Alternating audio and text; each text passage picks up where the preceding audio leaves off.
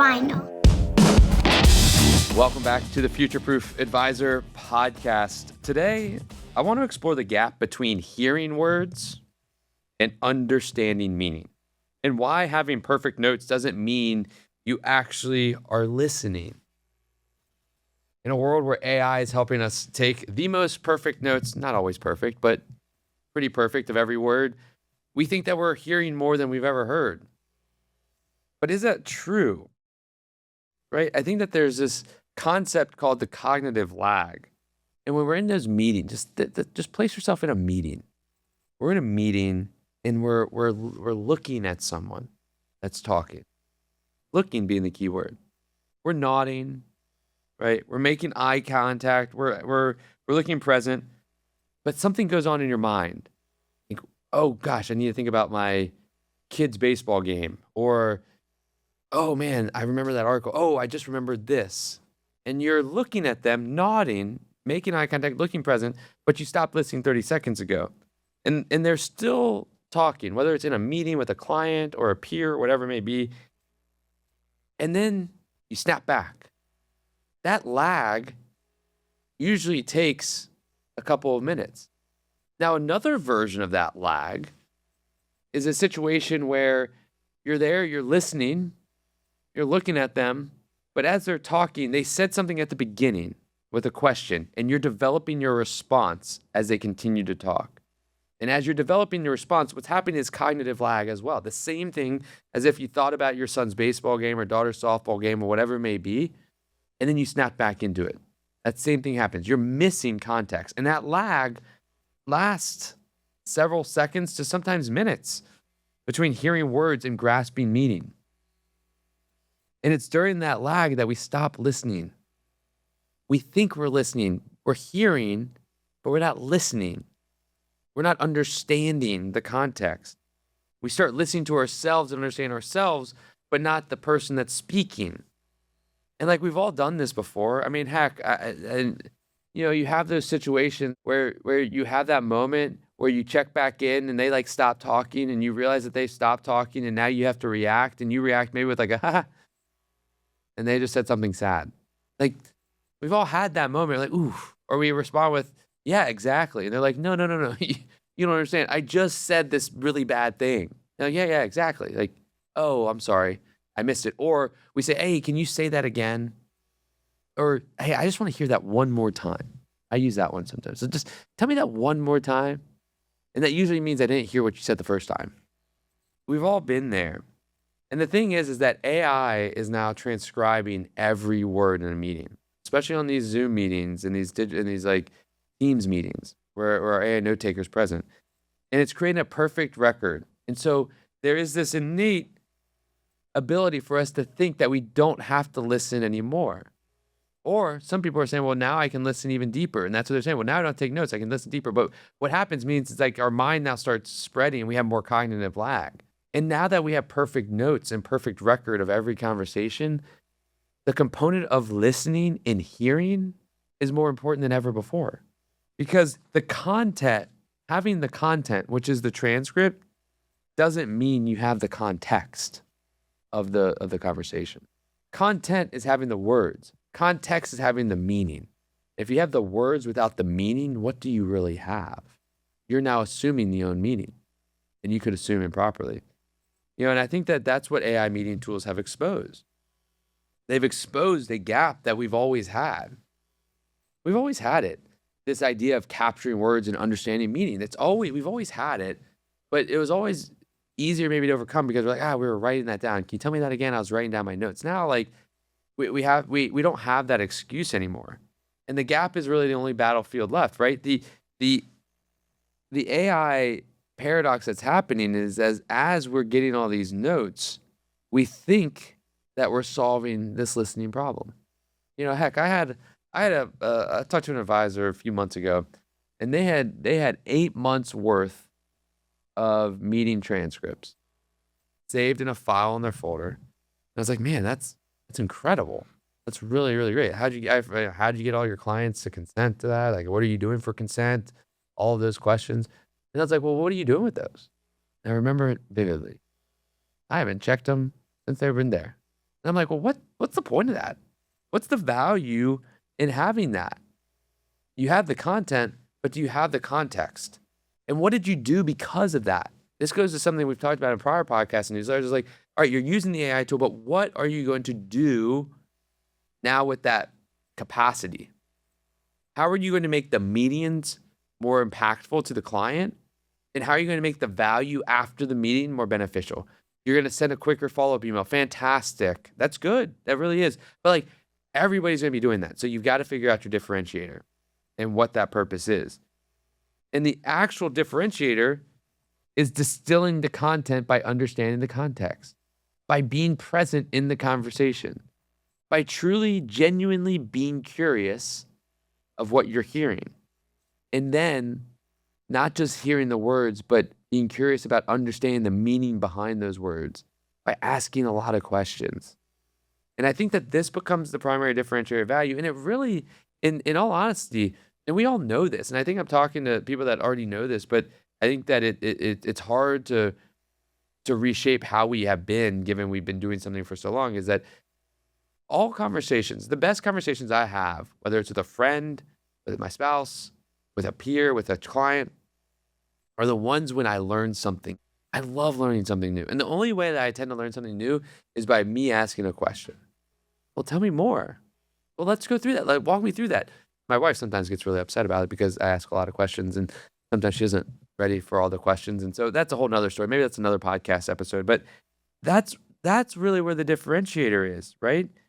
Is our differentiator, now that we have AI and what investment management is becoming, is it's becoming a little bit more commoditized because of technology, is our differentiator is trust in the relationship.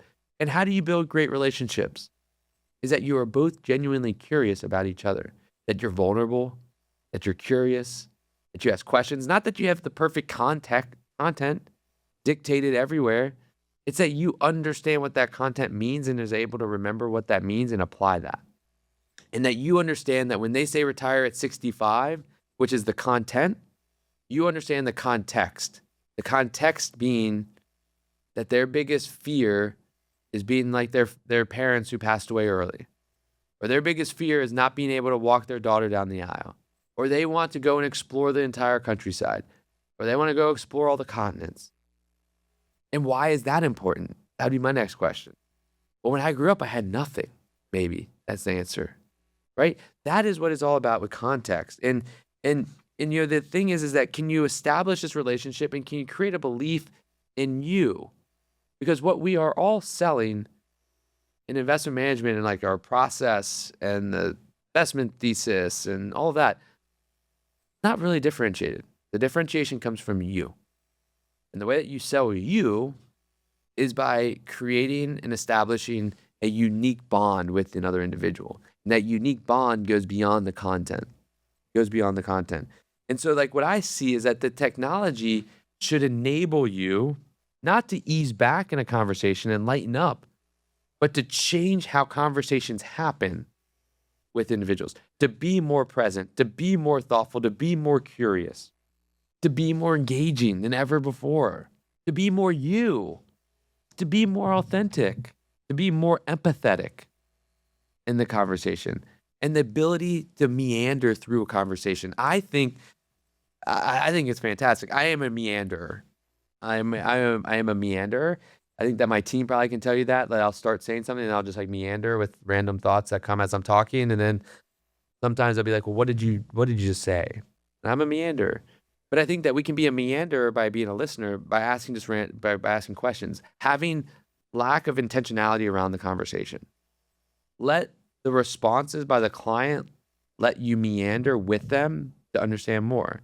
Maybe they say something interesting about a trip that they went on, and you can just meander down that for 30 minutes because you're asking questions, asking context, getting all this information, but you're genuinely curious. You're not doing it with this like expectation or intention. You're following the thread of the client's feelings, examples, and then where the questions land is where you're going.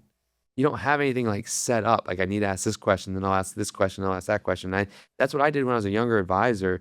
And that's why it was hard to create deeper connections. I always thought it was because I was young, but it was because I wasn't creating deep connections. I wasn't finding this like connection point to where we could bond and like genuinely curious about them. And you can't meander if you're listening to respond. If they say something about a trip and you're thinking about how you're going to respond about your time going on that trip, you're not going to be able to meander.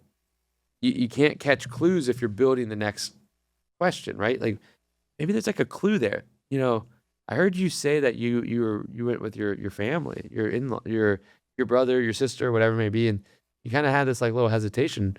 Tell me more about that. Tell me about your relationship with your brother and your sister. What do they do? How's it growing up with them? Like that's not therapy-like questions. That's just curiosity about understanding another human being. And if they don't want to tell you, they're not going to tell you. But likely is if you show that you're interested, they're going to tell you because people like to talk about themselves. Hence the reason I have a podcast. So I think that it's perfect transcripts plus distracted listening equals missed opportunities. But perfect transcripts plus intentional listening means a unique and elevated client experience. And that's what we're all going after. And I think when you think about like now having the time to listen, how to build out that conversation, is that we have to understand this difference between sympathy and empathy. And empathy is the difference between them is the difference between staying at the surface and what I call, and I'll tell you about it here in a second, is climbing down in the hole with them and being with them. When you climb down in the hole with them, you create connection. When you stay on the surface, you don't create that connection. Your relationship becomes a commodity at the whim of the commodity of the markets and performance.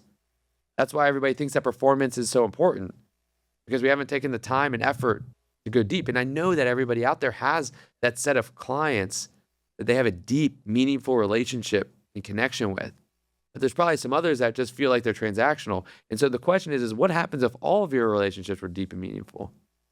That'd be pretty crazy. I think about this sewer that I had outside my house. There's a sewer grate. It was basically like right in front of my front yard on the street. My dad always, he hid it with like these bushes and shrubs so that you couldn't see it from like our front door. But as kids, what we would do, because this was before AI, if it was AI, I would be in building and nerding out. But before AI, we were always outside, running around outside. And we would open up that grate to the sewer and we would climb down the sewer. If you climb down the sewer, then you have access to all this like runway. It was stupid, but we had fun as kids. But it was like this ladder that you go down. And usually we were going down because we would be throwing a tennis ball in the middle of the street and the ball would go down and we got to go get the tennis ball. But I think about that sewer grate and I think about how it relates to empathy and sympathy. Sympathy is the idea of someone being down there in the bottom of the sewer, unable to climb up the ladder. And sympathy is the idea of throwing them a sandwich and saying, hey, I'm so sorry that you're down in the hole and you can't get up. Here's a sandwich. I'm going to solve what I think is the problem. You're probably hungry. You've been down there a while. You've got to be hungry. Somebody sends you a sandwich. You're solving the problem you think they have based on the information and the lens that you see it through. It's the sympathy sandwich solution, right? Sympathy is sending the sandwich down the hole. Whereas empathy is climbing down the ladder and sitting with them and understanding what they are going through and understanding what is actually what they're feeling. What does it feel like? What does it smell like? What does it look like? How dark is it? All of that to understand what they're actually feeling and what their true problem is. And you acknowledge that they're not alone in suffering, but you're doing that not to fix their suffering, not to give them the solution, but to rather to understand them. And you know what? That is one of the hardest things for me specifically, and I think maybe for many of y'all.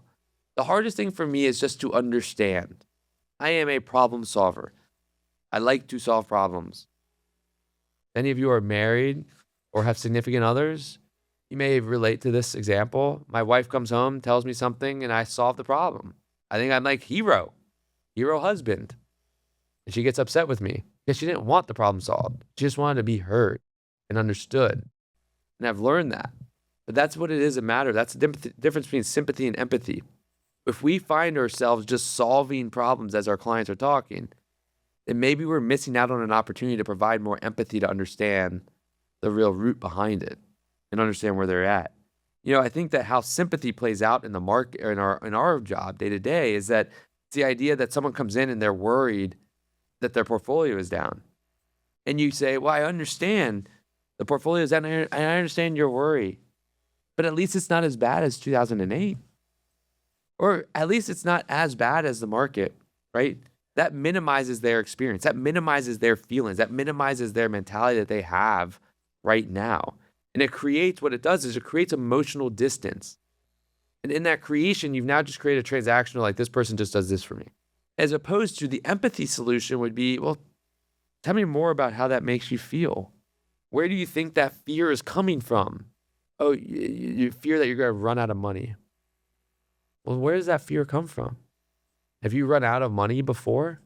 No, but I didn't grow up with money, etc., right? But it validates experience and it creates connection. It shows genuine curiosity. You're not trying to solve the problem because there's really no problem you can solve. What they are is just worried and fearful and scared. And what our job is to just hear them. And I think that that's hard for us because we are numbers people. We're analytical people. 1 + 1 = 2.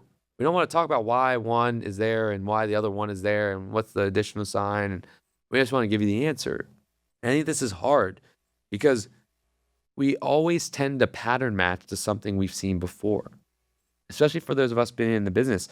And so we say, well, yeah, like I've seen this experience before. And so I'm thinking about it as they're telling me, I'm like, all right, I've seen this experience before. This is how we're going to solve it. So I just then go with the solution. Like, this is what worked in the past, and this is how I'm going to present in the future. But this is a different person with a different lens, with a different experience. And I think that that's also the challenge that I've always experienced with like doctors. Like the reason that they don't have empathy, they have sympathy, they just solve the problem, but they don't have empathy. They're like I go in, and I'm like, my chest really hurts. They're like, oh, you'll be fine. Like, well, no, you don't understand. Like, this is my first time. My chest really hurts. Like, oh, you'll be fine. They're like, well, they don't say like, what are you scared of? And I'm like, gosh, I'm scared of like not being able to breathe. Like what that means. They're like, oh, you'll be fine. So then it just says to me, like, I don't know if many of us have like a great relationship with our doctor, like a really deep, meaningful relationship. I think the only one that I could maybe think about that I could even see myself having is like my son's daughter's pediatrician. Like he at least is like asks some questions, but he also talks really fast like me. So that's why maybe I relate to him. But he at least gives me some depth and understanding of me and what my reasoning and my scare is. But he still goes and says, oh, they'll be fine. And so it just demeans the person. Like your feelings and emotional does not matter. Like, just trust me on this. I'm smarter than you. You should go. And so that's the challenge. And, I think that the other challenge that we face as advisors is that clients expect us to have answers. They expect us to come with answers. And so if we don't, and we come with more questions, like, how are they going to perceive our value? And I think that maybe early on that may struggle, but once they see that the ability of having a relationship with their advisor that's deeper than just transactional, they're going to find that to be much more beneficial. Because the reality of it is that AI and technology is solving a lot of the problem-solving aspects of it, which leaves the relational aspect of it there to fill. And that's what we need to fill as advisors. And, I think that I always thought, as I was doing this research, what was really interesting was this idea of, like, if someone's coming to you as an advisor and they've worked with another advisor before, it's always, I don't know how many people, and if you do, please reach out and let me know because I'm curious. I want to know how it works in practice of like asking them, why did the last financial advisor not work out with you? What was it about them that led to you come to me? What were they not giving you? I've never thought about asking that question. I'm like, gosh darn it. That's a heck of a question that we never ask. Why are you coming to me? What did I work out with them? I want to make sure that does work with us. Or if it's like a new person that's never worked with a financial advisor, why did you never work with a financial advisor? Oh, well, why now? What are you most fearful about working with me? Like, understanding those types of questions, like, so much value in it. But instead, what we do is we go back to, when do you want to retire? How much are you making? How much debt do you have? And how much have you saved? And let me tell you how we're going to invest your portfolio. And here's your financial plan of how you reach your number by the age of 65. It's a different way of thinking about the relationship. And I think that that's where the differentiation is. The other thing about that happens in conversation that I think is a challenge is, and I mentioned it a bit earlier, and there's a law around it, not a real law, but one of the psychological laws called Miller's Law, where the idea behind Miller's Law is that we should expect something to be true and figure out why. Meaning that when someone says something, we should expect it to be true and ask questions to understand why it's true. But rather, what we do is that we run it in reverse. We expect everything to be not true and to try to prove why it's not true and try to catch them. Gotcha. That's what we try to do. Gotcha. Instead of saying, well, wow, that's true. Well, tell me more. That's unbelievable. We always have this now, like in the world today, this sense of like the reality, like nothing's ever true. We don't know what to believe. And I think that's a hard thing. I mean, maybe that's because of social media and technology, likely so. And now it's getting troublesome with AI as well. And I think that then leads to saying like, hey, what you're saying is not true because I had the experience. And because I have the experience, here's the solution. And given what we've already talked about, how does that make the other person feel? It just makes them feel less. And although we know we have an ability to help solve the problems and we have the answers, and they will want the answers, and we will give them the answers, but that doesn't need to be the majority of our conversation. Conversation needs to be the context around why those answers matter to them. So that then maybe the answers that I give may be slightly different, or how I present them will be different so that I can create better connection to create greater action or better action out of that. There's these few things that I think can work within a conversation. There's this one concept called affect sharing, AFFECT, affect sharing. And it's experiencing a similar emotional state. So if someone comes in and says, I am really fearful of this market correction, then you can say, one route you could say is go, well, I get it. I understand. Well, at least it's not 2008, or you're not down as much as you think. Like, let me show you. That's like sympathy. The other is like affect sharing is saying like, how do I get myself into an experience, the similar emotional state? Like, I don't fear the market correction, so I can't do that, but I have been fearful before. And so affect sharing is saying like, how can I go back and put myself in that time when I was really fearful? Maybe I was on the top of a mountain, right on the ledge, and I climbed it. I knew I wasn't going to fall, and everybody says I wasn't going to fall, but I was fearful that like when a wind gust was going to send me over. Like I had that fear on like elevation golf tee shots, like right by the edge. Like I'm going to swing out of my shoes and tumble over. The reality is I've never done that before on regular land. Why would I do it up there? But I had this sense of fear. And so affect sharing says I would go and put myself in that position of like what was going through my mind. Like my heart was racing. Like I have to convince myself. Like my hands are sweating. And so like I put myself in that situation, and now I can have a conversation with someone that's feeling a sense of fear, because we've all had the same feeling, even if it's around different things. And so affect sharing is putting ourselves in that same emotional state and then having a conversation, remembering that state and having a conversation from that state. Because from that state, now you can talk on an equal playing field. And then you do that, you pair that with reflective listening. Reflective listening is like, you're scared of the market going down because you're scared of running out of money and having nothing, and the cost of healthcare going up. Tell me more. You're reflecting back what you heard. What that does to the listener or to the other person says that I hear you. I am listening to you. And then it gives them a chance to say, yeah, you did hear me right, or no, you didn't hear me wrong, right?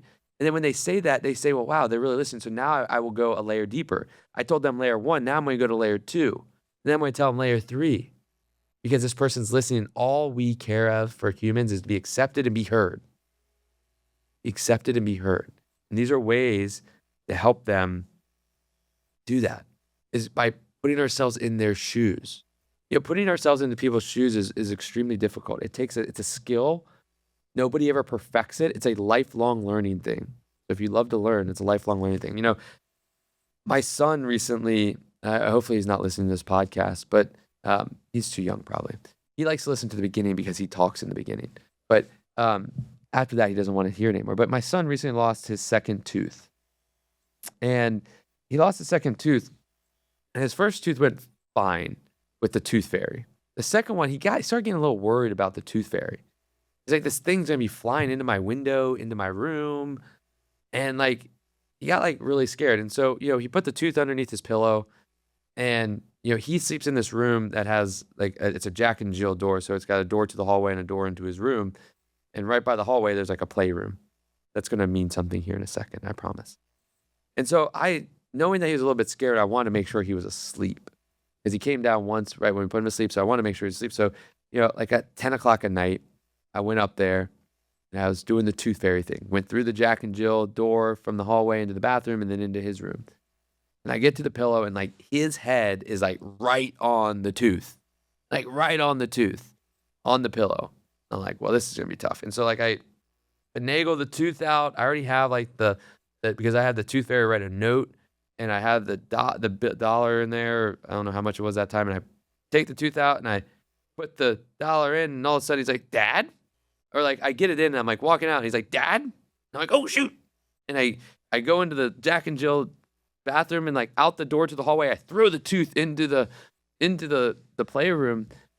And I'm like, hey, buddy, what's up? What's going on? He's like, what are you doing? He's like, well, I was like, well, and I had to think of something really quickly. I was like, well, I knew that you're being scared. I just wanted to check on you. And he's like, has the tooth fairy come? I was like, I don't know. I was like, let me look. And like, he didn't even really look underneath. And so then like, I don't even remember how I did it. Like I went and got the tooth and like I moved it. And then like he wanted me to rub his back because he was scared. And I was able to like figure out how to finagle taking the dollars out because I told him no, the tooth fairy hadn't come yet. And so like I did the switcheroo.